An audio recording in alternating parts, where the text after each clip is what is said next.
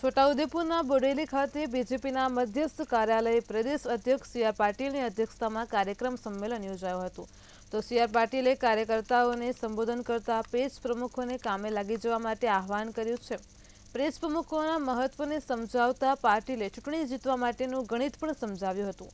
તમામ 26 બેઠક 5 લાખ કરતાં વધુ મતોથી અને એમાં પણ છોટાઉદેપુર બેઠક 6,30,000 મતોથી વિજય અપાવવા કાર્યકર્તાઓને સંકલ્પ લેવડાવ્યા છે. કાર્યકર્તા સંમેલનમાં છોટાઉદેપુર બેઠકના ઉમેદવાર જસુ રાઠવા અને લોકસભા વિસ્તારની 7 વિધાનસભાના ધારાસભ્યો ઉપસ્થિત રહ્યા હતા.